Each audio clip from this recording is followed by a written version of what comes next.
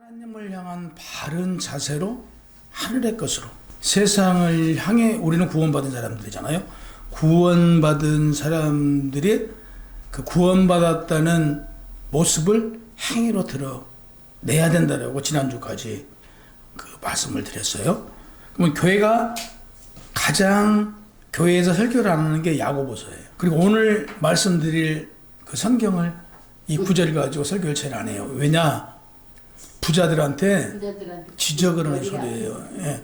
왜 그러냐면 돈은 굉장히 필요로 하는 거예요. 근데 돈을 버는 방법에 있어서 불의한 방법으로 벌지 말래요. 그리고 불의하게 번 돈이 있으면 그것은 베풀어서 써야 돼요.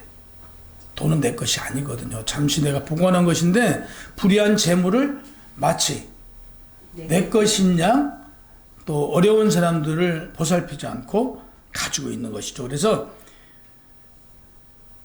야고보서 오늘 이 본문의 말씀인데요. 왜 야고보서를 설교를 안 하려고 하냐? 108개 그 구절로 되어 있는데요. 그 중에 반절이 하지마! 이런 거예요. 그러니까 교회에서 잘 안 해요. 그래서 잘 안고 있는데 그러니까 50% 쉬운 네 구절이 명령문으로 구성되어 있어요.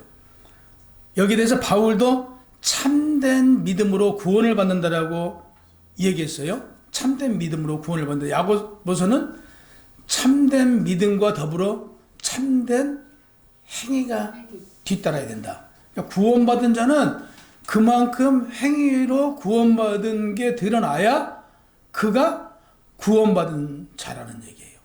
구원받았다고 해서 구원받기 전 옛사람이나 새사람이나 똑같으면 구원받은 게 아니다라고 말합니다. 가장 중요한 게 구원받은 자의 삶은 변화가 있어야 되는데 그 삶의 변화가 성도는 물질과 삶에 대해서 정직해야 된다라고 바울은 얘기를 하는 거예요. 교회가 왜 이 땅에 세워졌느냐? 불의를 보고 말을 하래요. 불의를 보고 그걸 모른 채 하는 것은 교회가 아니에요. 하나님께서 교회를 세운 것은 세상의 빛과 소금의 역할을 감당하라고 교회를 세운 거예요. 그럼 그 역할이 뭐냐?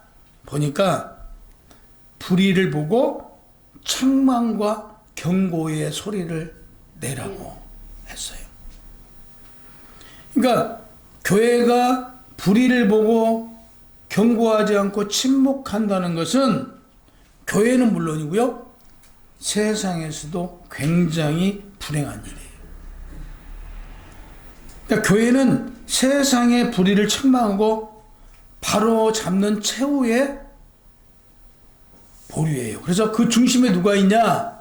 오늘 예배드리는 여러분이 계신 거예요. 우리 열방으로 교회가 그 중심에 있어야 되고 여러분들이 열방으로 교회 성도들이 그 중심에 있어야 돼요. 그래서 우리는 잘못된 부분에 대해서는 우리끼리라도 이건 잘못된 것 같다라고 하면 그건 받아들이고 내가 바꾸어 나가야 돼요. 그래서 오늘 본문에 보면요. 1절에 들으라라고 나와요. 들으라 부한자들아 너에게 임할 고생으로 말미암아 울고 통곡하라고 그랬어요. 그러니까 이 재물 때문에 울고 통곡할 일이 생긴대요. 재물 때문에요. 마지막 심판날에 정당한 방법이 아닌 불의한 방법으로 재산을 모은 사람은 장차 불의한 재물로 인해서 통곡하게 된다는 얘기예요. 그러니까 우리 돈 많이 버는 거 좋아할 일이 아니고요. 정당하게 돈을 벌어서 그 돈을 가지고 어렵고 소외되고 힘든 사람들을 위해서 베풀고 나누는 것이 재물이고 물질이에요.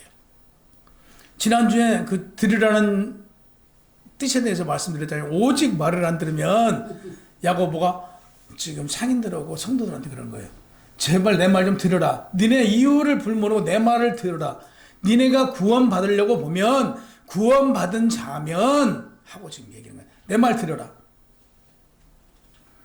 오늘에서도 야고보가 지금 그러잖아요. 들으라. 내 말 들어라. 오늘 이와 마찬가지로 우리 열방으로 교회 여러분도 들어라. 이거예요.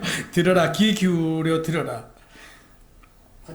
너희에게 이 말 고생으로 하여 마지막 날에 울고 통곡하게 된대요. 그러니까 말을 안 듣고 내가 복음, 내가 하고 싶은 대로 살면요 구원받았다고 하지만요 결국에 마지막 날에 구원받았다는 확신을 가질 수가 없어요. 먼저 불의하다. 불의는 세 가지 요소로 얘기한다면요. 첫째, 부의 분배예요. 우리 세상의 배신도 뭐 때문에 나와요? 분배 잘못해가지고요 배신해요. 그러듯 분배를 잘해야 돼요. 두 번째, 가난한 자들한테 착취를 해요. 노동력 착취. 부자들이 뭘로 부자 됐어요? 노동에 대한 정당한 대가를 주지 않으므로 결국에 내가 착취를 한 거잖아요.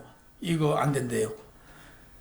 불의한 일에 대한 인간적인 책임을 져야 되는데 책임을 짓지 않았대요. 이걸로 인해서 부를 축적한 거래요. 그래서 야고보는 그 불의의 정의를 그릇된 수입의 분배라고 했어요. 잘못된 수입, 분배로 인해서 지금 하나님한테 지적당한다. 바울 역시 악의, 악행, 탐욕을 가리켜서 죄라고 했어요. 그러니까 악의, 악행, 탐욕은 죄예요. 모든 죄는 이 세 가지에서 분류된다. 이렇게 말합니다. 보세요. 악의는 아직 행위가 드러나지 않은 거예요. 내 마음속에 악한 마음이 있는 게 악이잖아요. 이렇게 해야겠다라는 생각을 가지고 있어요. 악한 일을 하려는 생각을 가지고 있는 게 악독이에요. 그래서 악의는 마음속에 뿌리 박힌 언짢은 독이에요. 그러니까 속에 숨어서 마음을 더럽히고요. 겉으로 나타나면요. 사람을 상하게 해요. 악의는요. 그럼 악행은 무엇이냐? 불의의 근원인 악의에서 나와서 사실적인 사람을 상하게 하는 게 악행이잖아요.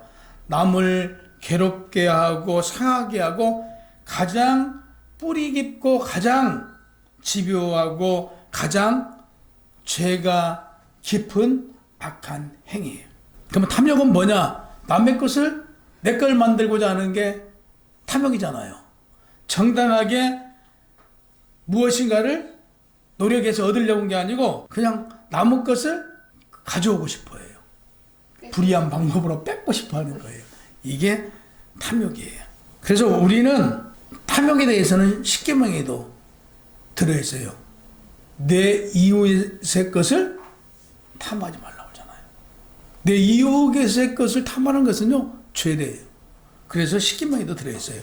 악의, 악행, 탐욕에 대해서 바울은 시기 이하에 기록된 17가지 죄가 기록되어 있어요. 로마서 1장 29절 32절에 보면 곧 모든 불의, 추악, 탐욕, 악의가 가득 찬 자요, 시기, 살인, 분쟁, 사기, 악독이 가득한 자요, 수군수군하는 자요, 비방하는 자요, 하나님께서 미워하는 자요, 능욕하는 자요, 교만한 자요, 자랑하는 자요, 악을 도모하는 자요, 부모를 거역하는 자요, 우매한 자요, 배약하는 자요, 무정한 자요, 무자비한 자라. 그들이 이같이 행하는 자는 사형에 해당한다고 하나님께서 정하심을 알고도 자기들이 일한 거에 대해서는요 정당하다고 변명해요. 그러니까 우리는 무엇을 해야 돼요? 우리가 저지르고 우리가 잘못을 했으면 우리는 시인할 줄 알아야 돼요. 이들 보세요. 그래놓고도 자기들이 옳다라고 핑계를 대요. 이게 안 된다는 얘기죠. 그래서 자신이 저지른 어떤 실수, 자신이 저지른 어떤 죄가 있으면 우리는 그 죄에 대해서 입으로 시인하고 용서를 빌어야 돼요. 그리고 보세요. 입을 통해서 용서를 구하고 우리는 누군가 나에게 죄를 줬어요. 나에게 실수를 했어요. 그가 나에게 화해를 청해와요. 그러면 어떠한 경우든가 우리는 받아줘야 돼요. 나한테 사과하는데 야, 나 필요 없어. 너하고 상대 안 해. 너 앞으로 나하고 평생 보지 마. 이건 안 된다는 얘기예요. 이건 곧 죄래요. 우리가 지은 죄를 사해달라고 하잖아요. 우리가 지은 죄를 사한 것 같이 하나님 우리 죄를 사해달라고 우리 매일 하잖아요. 그러듯 나에게 실수를 했어요. 나에게 무슨 잘못을 했어요. 미안해. 내가 잘못했어. 나 용서해줘. 그러면 용서해야 되는 거예요. 용서를 안 하면 우리도 용서를 못 받는다. 아니 용서 못 받은 사람은 이미 용서를 받은 거예요. 입으로 시인했기 때문에. 근데 용서를 안 하면 누가 죄예요? 용서 안 한 내가 죄예요. 하나님께서 이걸 말씀하세요. 너희에게 용서를 구하고요. 화해를 하자고 하는 자가 있으면 그 용서를 받아줘야 되고요. 화해를 받아줘야 돼요. 그걸 받아주지 않으면 입으로 시인한 자는 하나님께서 용서를 했어요. 근데 받지 않는 자는 그것으로 인해서 어디를 간다? 구원받지 못할 수도 있다라고 성경은 기록되어 있어요. 질투는 아직 죄가 드러나지 않은 거잖아요. 마음속에 있는 거잖아요. 마음속에 좋은 걸 보고도 사돈이 논을 사면 배가 아프다고요. 남이 잘된 꼴을 못 봐요. 또 남의 장점을 보면 그거 본받아야 되잖아요. 좋은 거라고 칭찬해야 되는데 꽁해, 시기해, 질투해요. 그래서 시기는 겉으로 나타나게 되면요, 가인과 아벨 사건 있죠. 살인까지 저질러요. 부부간에도 질투가 살인으로 이어지잖아. 가인과 아벨은 형제였잖아요. 근데 하나님께서 제사를 받는 동생을 죽이잖아요. 이게 시기예요, 시기. 우리 마음속에 뭐가 없어야 된다? 시기, 질투가 없어야 돼요.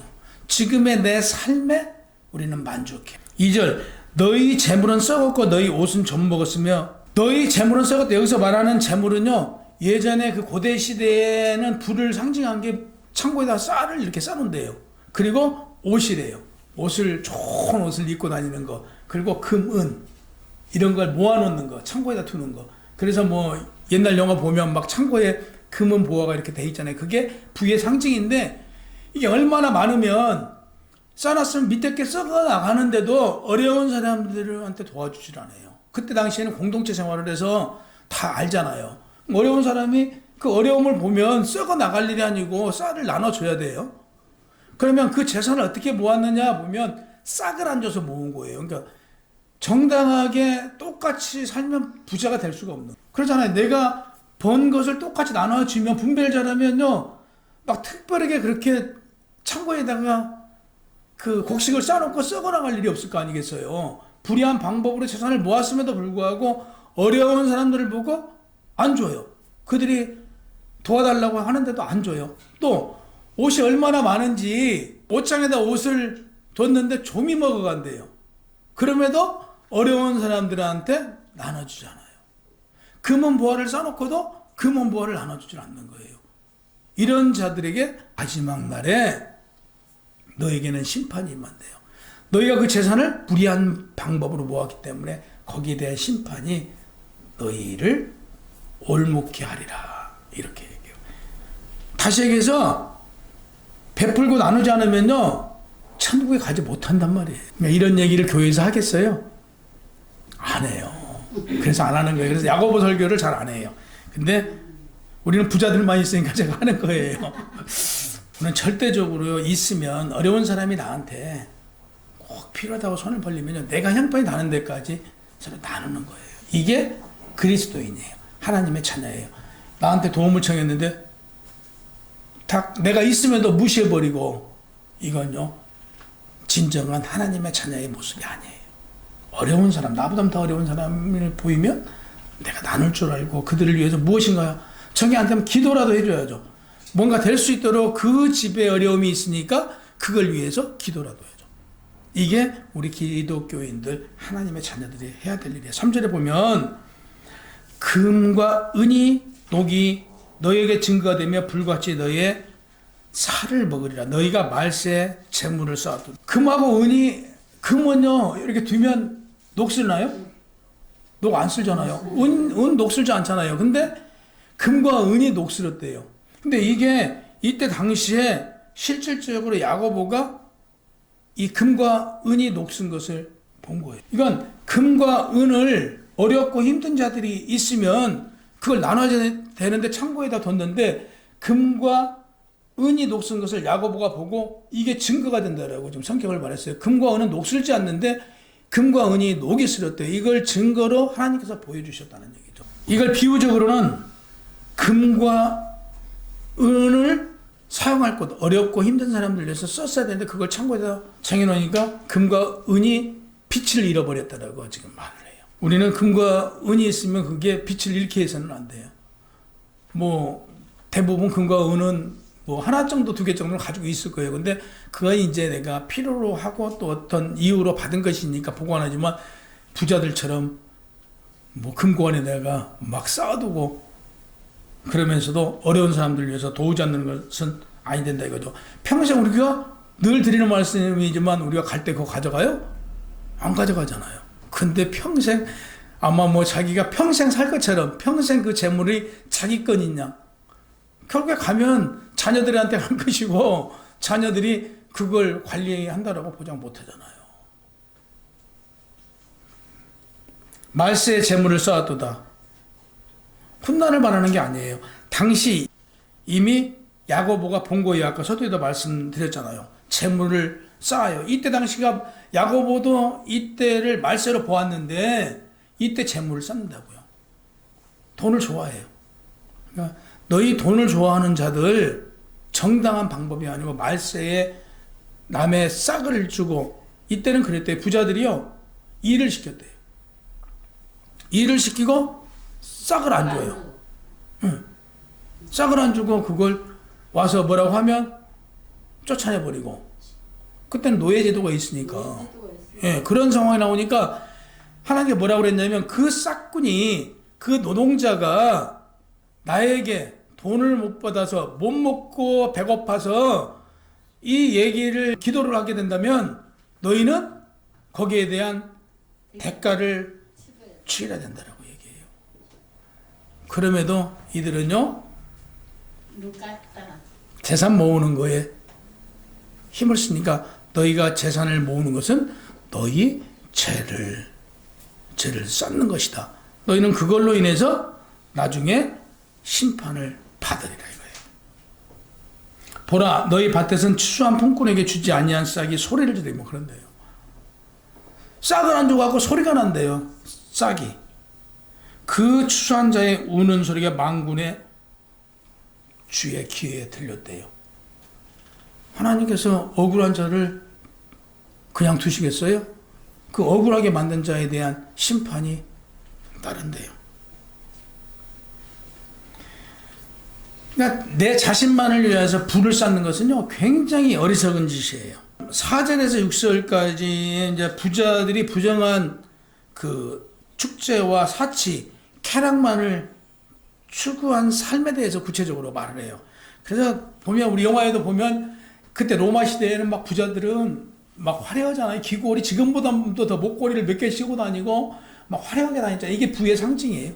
그들은 없는 사람은 당시에 품삯을 못 받아가지고 밥을 굶는데 그들은 사치하고 다니고 그걸로 폼 잡고 다니니까 하나님께 가만두겠어요? 지금도 마찬가지인데. 근데 그들은 딱 정해져 있어요. 이렇게 그러니까 돈은 귀하게 쓰는 거예요. 귀하게 쓰라는 것이지 어떤 회사들 마냥 꼭 기어주고 그거 비자금 만들고 그걸로 나중에 예, 그건 안 된다 이거죠. 그런 자들에게 지금 말씀하세요. 너희는 그걸로 인해서 결국 올무가 돼서 교회를 다녀도 교회를 다니는 사람들한테는 이제 교회를 다녀도 너희는 마지막 날에 구원받았다고 확신할 수 없다. 그 심판이 너희에게 너희 천국으로 간다는 현재 구원은 받았는데 너네가 구원받은 자의 삶을 살지 않으면 마지막 날에 내가 너희에 대해서 보장해 줄 수 없다는 얘기예요. 이 얘기를 지금 예수님이 하는 거예요. 5절에 보면 너희가 땅에서 사치하고 방종하여 도살하는 날에 너희 마음을 살찌게 하였던 싹꾼이 품삯을 착취하는 거예요. 그러니까 막막한 상황임에도 불구하고 그들은 누리고 쓰고 자기들 하잖아요. 맨날 한쪽에서는 밥을 못 먹어갖고 굶어 죽는데 이런 자들한테 말합니다. 너희는 도살의 날 심판의 날에 너희가 육체적으로 방탕한 생활을 하는 너희들은 그 죄에 빠져서 심판받으리라. 이걸 말해요. 그래서 비유적으로 마음을 살찌게 했다. 너네 지금.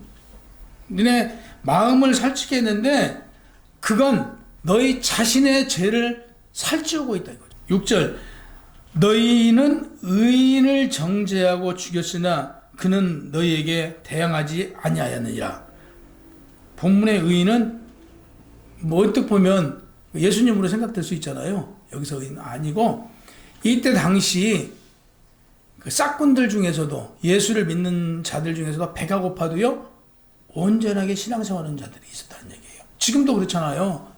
부자들보다 가난한 사람들이 더 깨끗하잖아요.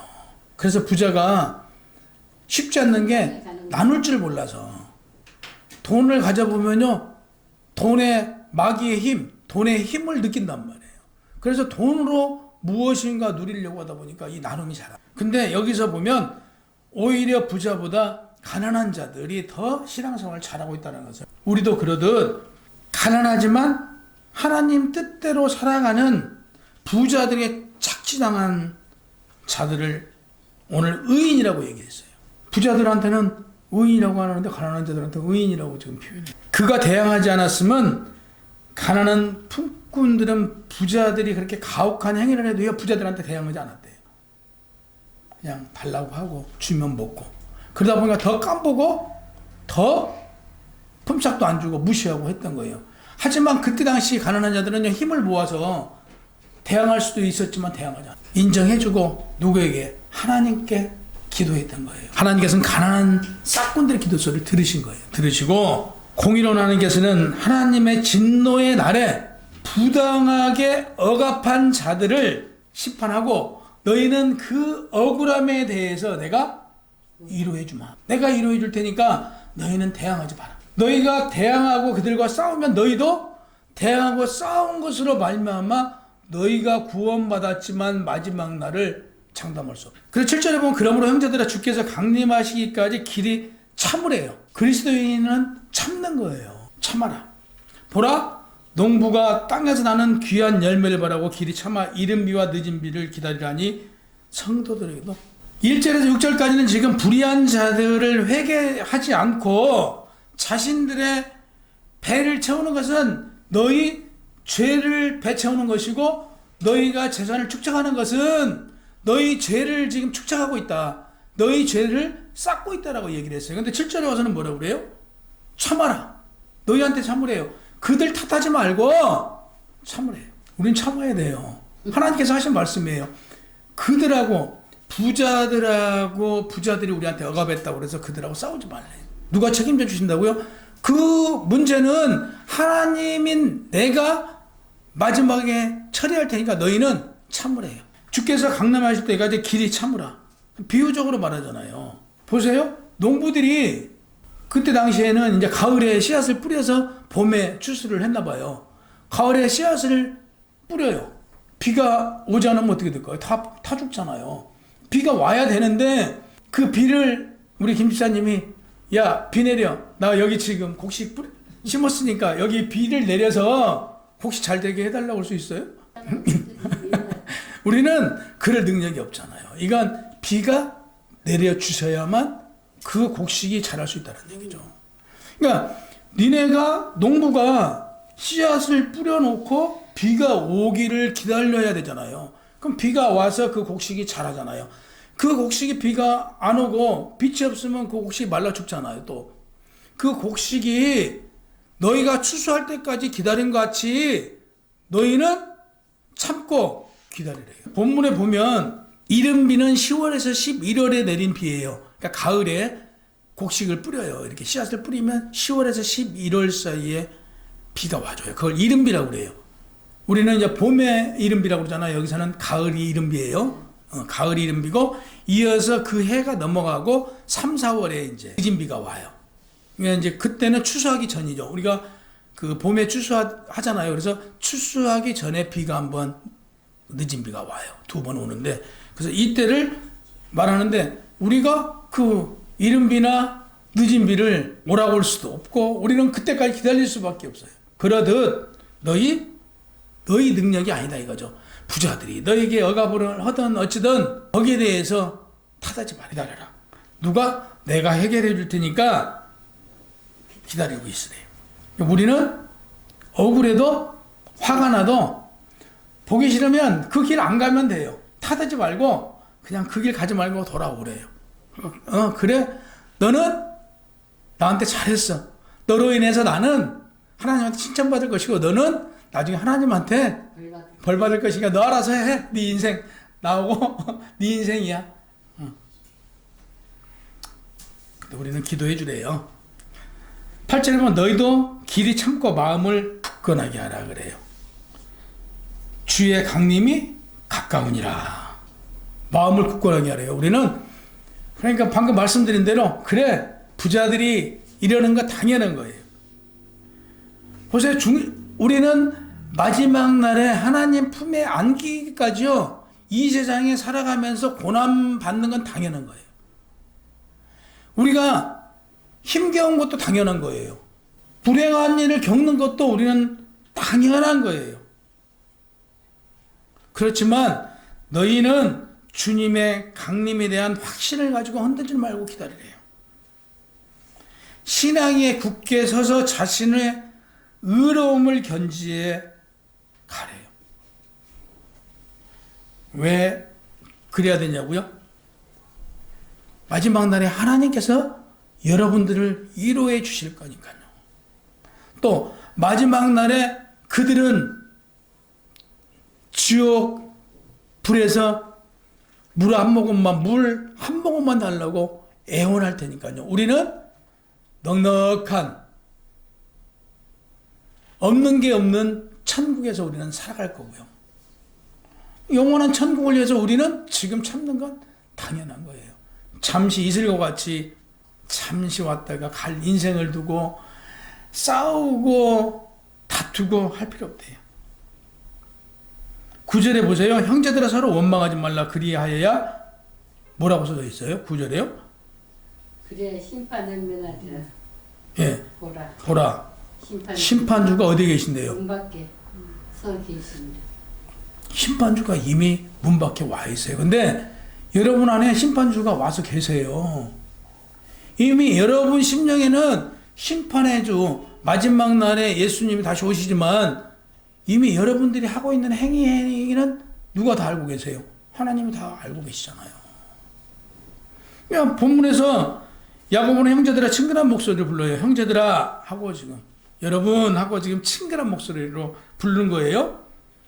억울하고 억압을 당하더라도 원망하지 말라. 그 원망은요 스테나조라는 그 단어인데요. 원형에 탄식하다, 한숨 쉰다, 신음하다는 의미예요. 본절에서 원망은 자신에 대한 원망이 아니에요. 타인에 대한 원망을 하지 말래요. 그러니까 앞으로 우리는 누구 탓이에요? 내 탓. 무조건 내 탓이에요. 좀 억울한 일이 있어도 내가 잘못했기 때문에 결국 나로 인해서 말씨름이 벌어졌구나. 나로 인해서 일이 이렇게 됐구나. 나로 인해서 이게 돈 벌 것도 못 벌었구나. 이렇게 생각해야지. 돈 벌 거 당신 때문에 못 벌었어. 당신이 잘못했으니까 지금 나하고 싸우는 거잖아. 이거 하지 말래. 우리는 누구 원망하지 말라고요? 상대방. 어느 누구든 원망하지 말래요. 원망하는 것은 왜 원망을 하지 말라고 그러냐면요. 그 원망으로 인해서 마지막 날에 영생을 얻지 못할까봐 걱정이 돼요. 서로 원망하지 말라 그리하여야 심판을 면한대요. 굉장히 무서운 말이에요. 그렇잖아요. 우리가 교회를 왜 다녀요? 영원한 생명, 영생을 얻기 위해서 다니는 거잖아요. 근데 마지막 날에 교회를 열심히 다녔는데 영생이 나를 버린대요. 누구를 원망하지 않아야 심판을 면한대요. 저 이거 설교 준비하면서 저도 앞으로 어떤 경우든지 뭐 남 탓을 안 하려고 살아왔지만 더 남 탓 않겠다라고 했어요. 이제 탓하지 말자. 다, 예. 다 내 문제다라고 이제 생각하기로 했어요. 그래서 여러분도 아무튼 원망하지 마세요. 이제 오늘부터 저랑 함께 그 타인에 대한 원망 오늘부터 우리 버리시자고요. 고린도전서 10장 10절에 보면 그들 가운데 어떤 사람들이 원망하다가 멸망시키는 자에게 멸망하였나니 너희는 그들과 같이 원망하지 말라. 그러니까 보세요. 원망한 사람들을 원망하다가 결국에 너희도 원망에 빠졌대요. 그래서 구원받지 못할 수 있대요. 굉장히 무서운 말이잖아요. 우리 원망하지 않는, 만약 자신이 다친 고통 때문에 다른 상대를 미워하거나 원망하고자 하는 유혹에 빠질 때 우리는 이게 사탄 마귀의 행위라고 알고 과감히 딱 마음에 들어오면 떠나갈지어다 이 원망아 하고 떨쳐버려야 돼요. 10절에 보면 형제들아 주의 이름을 말한 선지자들과 고난과 오래 참음의 본으로 삼으라고 그랬어요. 선지자들이 얼마나 고난받았어요. 예를 들어 12제자들은 11제자들 10제자들이 다 목배임 당하고 하나님을 향한 믿음을 잃지 않고 살았던, 인내하고 참고 이겨낸 엘리야, 엘리사, 예레미야, 이사야, 아모스 등 다니엘, 욥 이들의 삶을 보면서 얼마나 고통받았어요. 얼마나 힘들었어요. 우리한테 이 많은 선지자들이 고통당하면서도 살았던 걸 왜 살았는가를 깨달으라는 얘기예요. 그래서 그들이 당했던 것을 너희가 비교하면서 너희의 삶은 그들보다 더 눅눅하다는 얘기죠. 더 많이 안 당했다는 얘기죠. 그러는데 누굴 원망하냐? 응? 원망하지 말래요. 예수님께서는 산상수훈 의를 위하여 또는 주의 이름을 위하여 핍박을 받을 때 기뻐하고 즐거워하라고 말씀하셨어요. 그러니까 구약시대 선지자들도 마태복음 5장 10절에 보면 의를 위하여 박해받는 자는 복이 있나니 천국이 그들의 것이다. 의를 위해서 박해를 받는 자는 천국이 그들의 것이래요. 그러니까 의를 위해서 우리는 고통을 받아야만 천국이 될 것이다. 의를 위해서 고통 오면 고통을 살짝 피해가요. 또 일이 비껴가요. 이러면 천국이 내 것이 안 되는 거예요. 천국을 받으려고 보면요. 의를 위해서 박해받는 거 그냥 기쁨으로 받으세요. 감당할 수 있으니까 그 박해가 나에게 오는 거예요. 감당하지 못할 박해는 나한테 오지 않아요. 내가 감당할 수 있는 고통이 나한테 오는 것이지 내가 감당 못할 고통이나 어려움은 나에게 오지 않아. 11절에 보라 인내하는 자를 우리가 복되다 하나니 너희가 욥의 인내를 들었고 주께서 주신 결말을 보았거니와 주는 가장 자비하시고 긍휼히 여기시는 이신이라 그랬어요. 욥이 그 고통을 받고 나니까 그 맷갑절에 복을 내려주시잖아요. 그러니까 우리가 인내하고 참으며 누굴 원망하지 않는 것은 훗날에 갑절에 그 이상의 것을 우리가 받는다는 얘기예요. 그러니까 욥을 보면서 너희는 깨달으래요. 그래서 오늘부터 우리는 누구를 원망하지 않고 주님을 위한 핍박 기쁨으로 받아야 한대요. 그 이유는 마태복음 10장 22절에 보면 또 너희가 내 이름으로 말미암아 모든 사람의 미움을 받을 것이나 끝까지 견디는 자는 구원을 받은대요. 뭐 하는 자가 구원을 받아요? 너희는 미움을 받게 되어 있대요. 그죠? 미움을 받은 것은 당연한 것이니까 미움 받고 끝까지 참고 견디는 자는 복이 있대요. 우리 복 받아야 될 거 아니에요. 복 받으려고 보면 끝까지 참고 견뎌야 돼요. 영원한 생명의 소유자가 되었어요. 무엇으로? 끝까지 참고 견디고 더 나아가서 남 탓 않고 원망하지 않음으로요. 그러면 마지막 영생은 누구 거요? 내 거요. 맞아요. 우리는 영생을 소유하는 그런 자들이 돼요. 교회 나와서 헛된 시간 보내야 될 이유가 없잖아요. 교회 나와서 지금 하나님께 경배드리고 있잖아요. 이 시간을 통해서 우리는 영생을 받아야 되고 영원한 생명, 구원받아서 영원한 생명 가져야 되잖아요. 이 시간 헛되지 않는 우리 하나님의 자녀들이 되시길 주님으로 축원합니다.